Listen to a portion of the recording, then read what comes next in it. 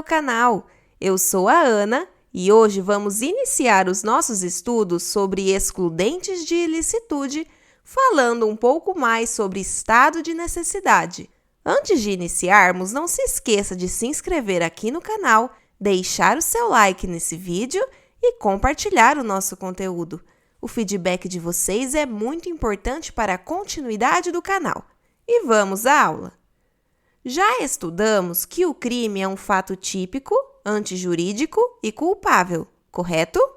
A antijuridicidade ou a ilicitude é o elemento do crime que avalia a contrariedade da conduta do agente com o mundo jurídico. Em outras palavras, o fato praticado pode ser típico, mas não necessariamente será ilícito, pois, embora a ação se amolde a um tipo penal, pode ter sido cometida amparada por uma causa excludente de ilicitude, a qual torna lícita a conduta praticada pelo agente. Logo, estará descaracterizado o crime. As causas excludentes de ilicitude estão enumeradas no artigo 23 do Código Penal. São elas: estado de necessidade, legítima defesa, estrito cumprimento do dever legal e exercício regular de direito. E o que cada uma delas significa? De acordo com o artigo 24 do Código Penal, considera-se em estado de necessidade quem pratica o fato para salvar de perigo atual que não provocou por sua vontade, nem podia de outro modo evitar, direito próprio ou alheio, cujo sacrifício, nas circunstâncias, não era razoável exigir-se. Assim, os requisitos necessários para a configuração do estado de necessidade são: primeiro, o agente deve estar diante de um perigo atual, ou seja, em uma situação onde ao menos dois bens jurídicos estão em risco. Tal situação não é passada nem futura, ela está ocorrendo naquele momento e é concreta. 2. O perigo não foi provocado voluntariamente pelo agente. Caso o agente tenha provocado a situação de risco de modo voluntário, não poderia se valer da alegação de estado de necessidade. 3. O direito que está na iminência de ser violado pode ser do próprio agente ou de terceiros. 4. Há a inevitabilidade do comportamento do agente, ou seja, o sujeito que age em estado de necessidade não poderia se portar de outra maneira diante da situação que lhe é imposta. 5. O agente não possui dever legal de evitar aquela situação. 6. O sacrifício feito pelo agente deve estar dentro dos limites da razoabilidade, de modo que o bem jurídico violado deve ser de igual ou menor valor que aquele salvaguardado. 7.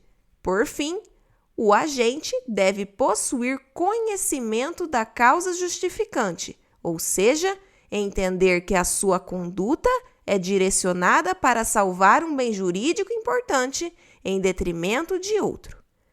Imaginemos o seguinte exemplo. Uma loja começa a pegar fogo em razão de um circuito elétrico. Joãozinho está no interior do estabelecimento, no 3º andar. Ao perceber que não conseguirá sair pelo andar térreo, decide quebrar as janelas para escapar do incêndio, violando assim o patrimônio da loja para salvar sua própria vida. Perceba que Joãozinho age amparado por estado de necessidade. Afinal, estava diante de um perigo atual. O perigo não foi provocado por Joãozinho. O direito que está na iminência de ser violado é a sua própria vida. O seu comportamento de quebrar as janelas para se salvar era inevitável. Joãozinho era um cidadão comum, não possuindo o dever legal de evitar aquela situação. O sacrifício de Joãozinho é razoável, afinal, ele viola o patrimônio em prol de sua vida.